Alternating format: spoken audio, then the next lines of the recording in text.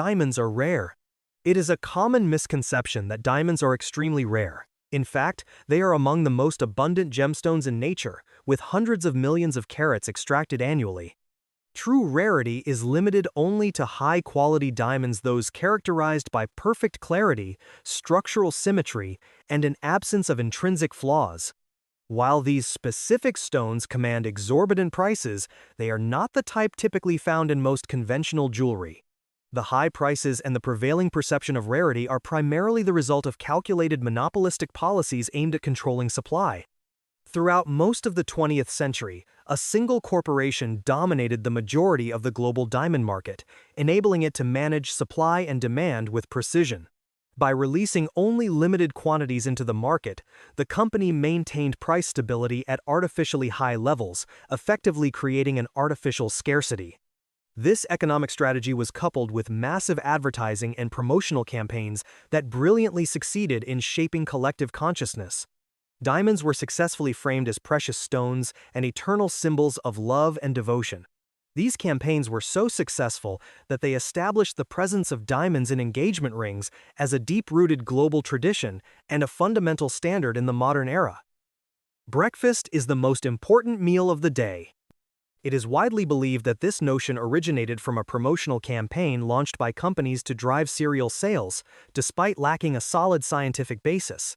However, this does not mean that these companies invented the concept of breakfast or that it wasn't deemed important prior to their marketing efforts.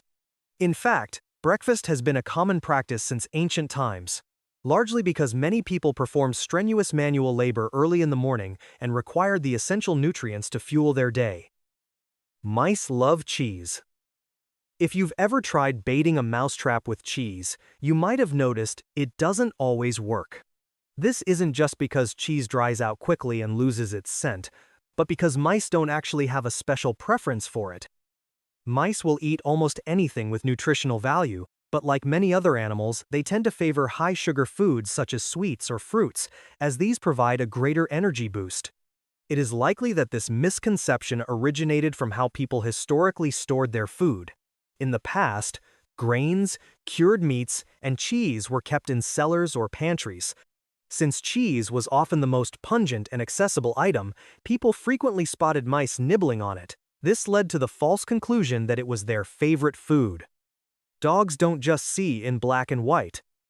There is a common misconception that dogs only see in black and white, but the truth is they possess dichromatic vision. While humans have about 6 million visual cones, dogs have only around 1.2 million. Furthermore, humans possess 3 types of cones: red, green, and blue, whereas dogs are limited to only 2, yellow and blue. This difference doesn't mean colors are absent, rather, it means they see the world similarly to people with color blindness. Colors falling between red and green appear to them as shades of yellow or brown, while blue and yellow remain distinct. However, what dogs lack in visual acuity, they more than make up for with an extraordinary sense of smell. They possess between 220 and 300 million olfactory receptors, compared to only about 5 to 6 million in humans. Additionally, the part of a dog's brain responsible for processing scents is roughly 40 times larger than that of a human. This grants them the incredible ability to detect odors at extremely low concentrations, such as the ability to detect a single drop of liquid in 20 Olympic-sized swimming pools. Cold weather gives you the flu. Exposure to cold weather does not directly cause illness. Contracting the flu requires the presence of a virus.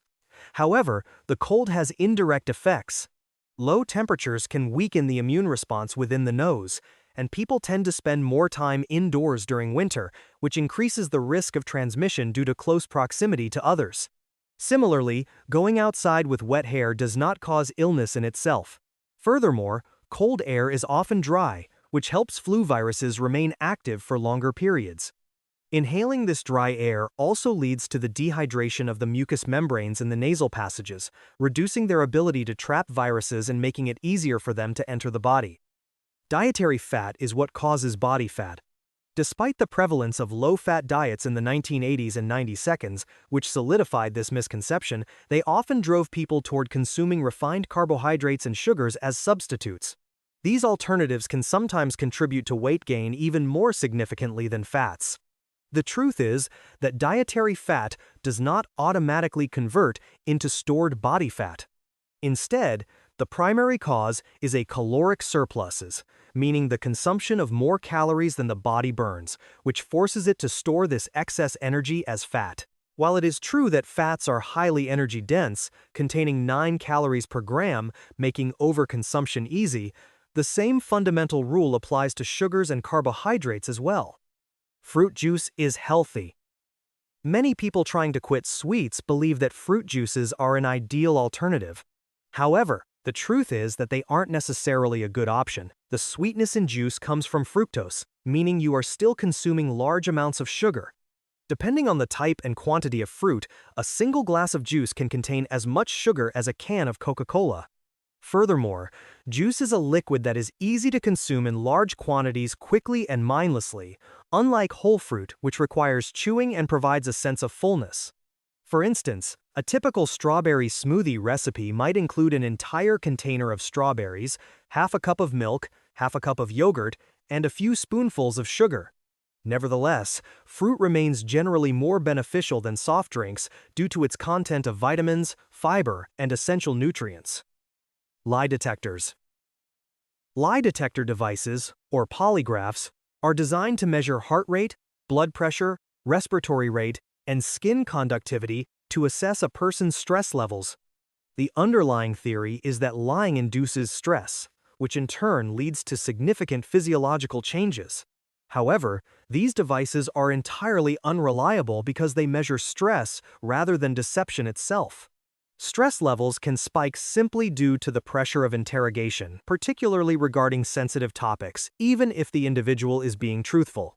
Conversely, sociopaths or highly trained individuals can remain calm enough to keep their readings within a normal range.